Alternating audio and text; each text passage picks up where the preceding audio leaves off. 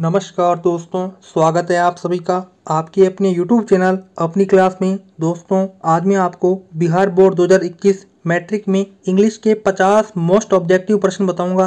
दोस्तों, यदि आप इन प्रश्नों को पढ़ लेते हो तो मुझे पूरा विश्वास है कि आपके इंग्लिश में बहुत ही अच्छे नंबर आने वाले हैं। तो दोस्तों, चलिए देखते हैं इस मॉडल पेपर का पहला प्रश्न, जिसमें पूछा गया है कि he was teaching in the class, यानी कि वो क्लास में पढ़ा रहा था।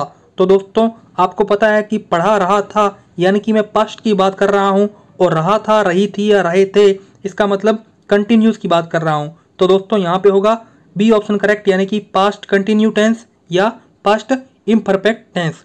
चलते हैं आगे दूसरे प्रश्न की तरफ, जिसमें पूछा गया है the train had left before I reach the station. कहने का मतलब यह है कि जो ट्रेन है वो चली गई थी जब मैं स्टेशन पर पहुंचा। तो दोस्तों, यहाँ पे चली गई थी, इसका मतलब ये है कि ये भी पास्ट टेंस है, लेकिन कौन सा पास्ट टेंस है? तो दोस्तों, ये हमारे पास में पास्ट परफेक्ट टेंस है, यानी कि ऑप्शन सी बिल्कुल करेक्ट आंसर होगा। चलते हैं आगे तीसरे प्रश्न की तरफ। देख सकते हैं लिखा हुआ है she had been reading this book for a month, यानी कि जो लड़की है वो 1 महीने से एक किताब पढ़ रही थी। तो दोस्तों, आपको पता है यहाँ पे हेड आया हुआ है और यहाँ पे हेड बीन आया हुआ है, यानी कि यदि ये पास्ट परफेक्ट टेंस है तो ये कौन सा होगा? पास्ट परफेक्ट कंटिन्यूस टेंस, क्योंकि आप जानते हो बीन लग जाता है, उसके बाद में क्या बन जाता है? वो कंटिन्यूस। आगे चलते हैं। आगे हमारे पास में चौथा प्रश्न पूछा गया है राजेश, यानी कि राजेश के अंदर कौन सी नाउन है? तो दोस्तों, राजेश के अंदर प्रॉपर नाउन है, क्योंकि आप भी जानते हो किसी व्यक्ति का नाम या किसी स्थान का नाम प्रॉपर नाउन कहलाता है।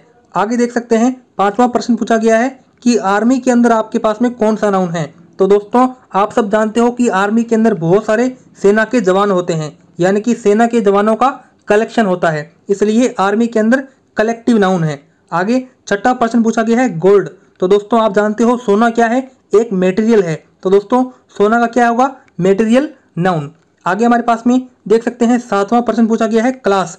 तो दोस्तों, आप जानते हो क्लास के अंदर स्टूडेंट बैठते हैं और सभी स्टूडेंट को हम गिन सकते हैं, यानी काउंट कर सकते हैं। तो इसके अंदर कौन सी नाउन होती है? Countable noun. आगे हमारे पास में आप देख सकते हैं आठवां प्रश्न पूछा गया है डिफिकल्टी, यानी कि डिफिकल्टी के अंदर कौन सा नाउन है? तो दोस्तों, आप सब जानते हो कि यदि किसी व्यक्ति को डिफिकल्टी या कठिनाई हो रही है तो उस कठिनाई को हम काउंट नहीं कर सकते, इसलिए डिफिकल्टी के अंदर अनकाउंटेबल नाउन पाई जाती है। आगे देख सकते हैं नौवां प्रश्न पूछा गया है if I wear a king, यदि मैं राजा होता तो मैं तुम्हें अपनी रानी बनाता। तो दोस्तों, यहाँ पे कौन सा मॉडल यूज होगा? वुड, यानी कि फ्यूचर की बात हो रही है।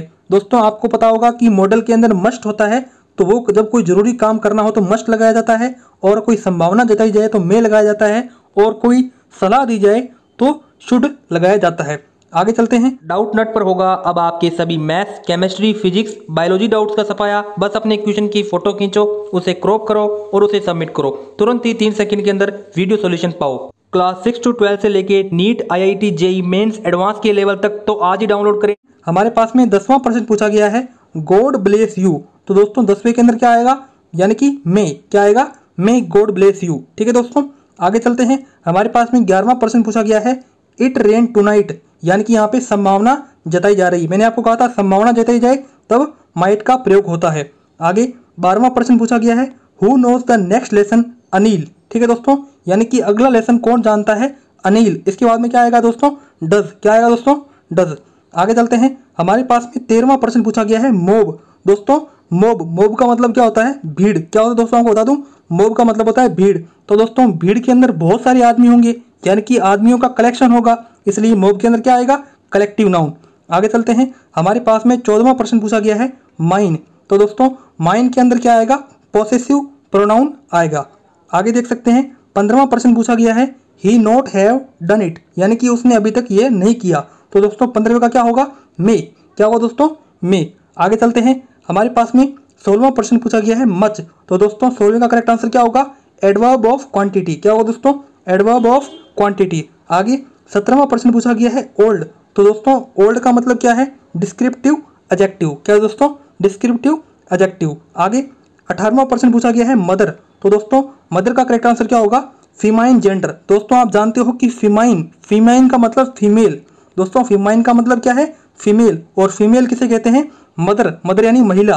तो दोस्तों, यहाँ पे फीमाइन जेंडर आएगा। आगे 19वां प्रश्न जिसमें पूछा गया है ही कैच ए कैट, यानी कि उसने कैट को पकड़ा। तो दोस्तों इसके अंदर क्या आएगा? Objective case. क्या आएगा दोस्तों? Objective case. आगे हमारे पास में 20वां प्रश्न पूछा गया है I am writing on paper at present, मैं अभी पेपर पर लिख रहा हूं।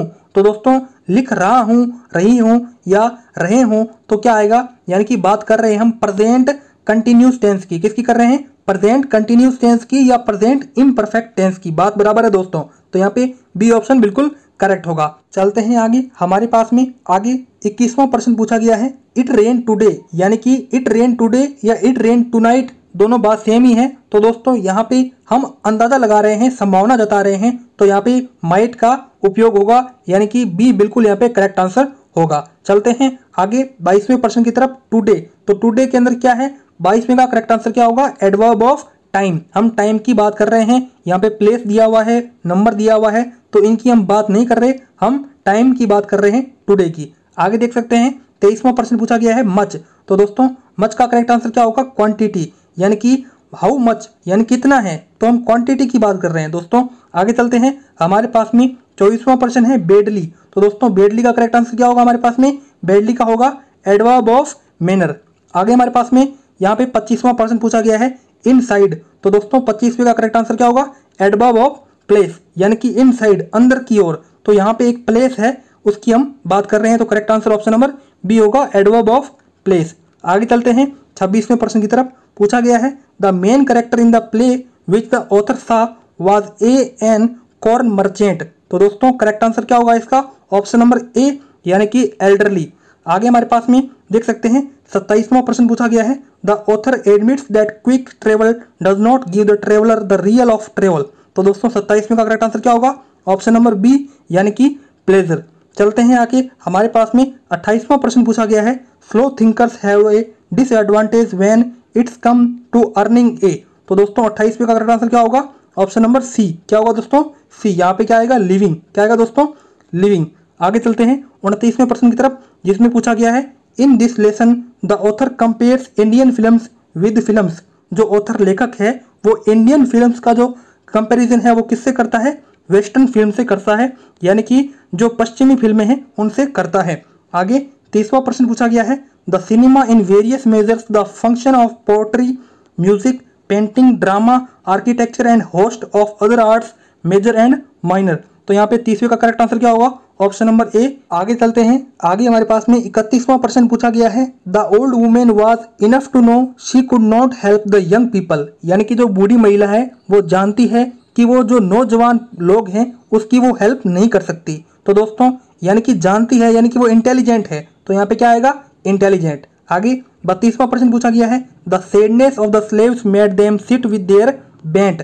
तो दोस्तों यहाँ पे करेक्ट आंसर क्या आएगा? शोल्डर्स, यानी कि जो नौकरों के कंधे हैं, नौकरों के कंधों पर बहुत सारा बोझ डाला जाता है, यानी कि स्लेव्स का मतलब क्या होता है? नौकर, और शोल्डर्स बेंट का मतलब कंधे। ठीक है दोस्तों। आगे हमारे पास में 33वां प्रश्न पूछा गया है every one of the slaves knew that the next stop will be there. तो दोस्तों इसका करेक्ट आंसर क्या होगा? लास्ट। क्या होगा दोस्तों? लास्ट इसका बिल्कुल करेक्ट आंसर होगा। आगे 34वां प्रश्न पूछा गया है ओडी ऑन सॉल्टिट्यूड रिटन बाई, यानी कि ये जो चैप्टर है वो किसके द्वारा लिखा गया है? वो लिखा गया है अलेक्जेंडर पॉप। अलेक्जेंडर पॉप के द्वारा ऑड ऑफ सॉल्टिट्यूड लिखा गया है। 35वां प्रश्न पूछा गया है a happy man's wants are satisfied by the property inherited by him from this. किसके द्वारा दोस्तों? यहाँ पे 35वें का करेक्ट आंसर क्या होगा? ऑप्शन नंबर डी, यानी कि फादर के द्वारा। आगे हमारे पास में यहाँ पे 36वां प्रश्न पूछा गया है hours days and years slide away for the happy man. तो 36वें का करेक्ट आंसर क्या होगा? यहाँ पे सॉफ्टली। क्या होगा दोस्तों? सॉफ्टली। आगे चलते हैं 37वें प्रश्न की तरफ मेडिटेशन द हैप्पी मैन। तो 37वें का करेक्ट आंसर क्या होगा? यहाँ पे बी प्लीजेस। क्या होगा दोस्तों? प्लीजेस। आगे हमारे पास में 38वां प्रश्न पूछा गया है the poet does not want anything to mark the place where he is, यानी कि जो पोइट है वो नहीं चाहता, किस जगह पर जाना नहीं चाहता।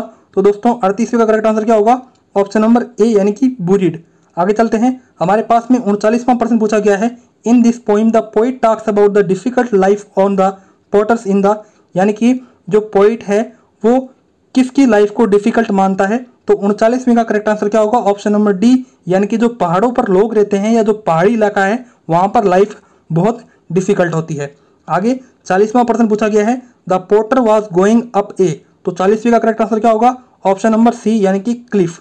आगे चलते हैं, हमारे पास में 41वां प्रश्न पूछा गया है as a result of very hard work the porters beat fast, तो करेक्ट आंसर इसका क्या होगा? ऑप्शन नंबर बी यानी कि हार्ट। जो हार्ट बीट है वो बहुत, यानी कि जब हम वर्क हार्ड करते हैं तो हमारे जो हार्ट रेट है वो फास्ट चलने लग जाती है। आगे 42वां प्रश्न the porter soon shivered with cold and was, तो इसका करेक्ट आंसर क्या होगा? 42वें का ऑप्शन नंबर सी यानी कि हंगरी, भूखा। आगे चलते हैं 43वें प्रश्न की तरफ। In the last line the readers find the porter over the reach kingdom of the sleep, तो करेक्ट आंसर क्या होगा 43वें का?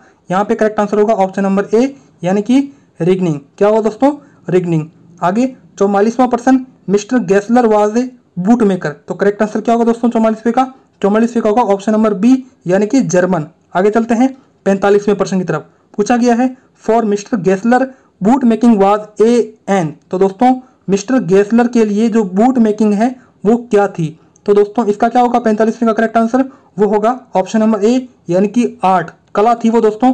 ठीक है, आगे 46वां प्रश्न जिसमें पूछा गया है mister Gessler blame the big famous for taking away the livelihood of like himself who worked on A low scale, यानी कि जो मिस्टर गेस्लर था और उसके जो साथी थे वो कम दाम पर काम करते थे, इसलिए उन्होंने बिग फर्म्स पर एक इल्जाम लगाया कि उनकी जो सैलरी है वो बढ़ाई जाए। तो दोस्तों आपको बताना है कि जो मिस्टर गेस्लर और उसके साथी थे वो क्या काम करते थे, क्या वो शॉपकीपर थे या फिर वो दाढ़ी कटिंग करते थे या फिर वो जिम्मेदार थे? तो दोस्तों आपको बता दूं वो इन तीनों में से कोई नहीं थे, वो वर्कर थे, यानी कि जो मजदूरी करते हैं वो थे, वो कम दाम पर काम करते हैं और उनकी आमदनी है वो भी कम होती है। आगे 47वां प्रश्न पूछा गया है when the author visited mister Gessler shop after a gap of nearly 2 years he found another name also painted on one of the Windows of the shop, यानी कि जो ऑथर है उसने मिस्टर गेस्लर की जो शॉप है उस पर विजिट किया 2 साल के बाद में, तब एक अनदर पेंटेड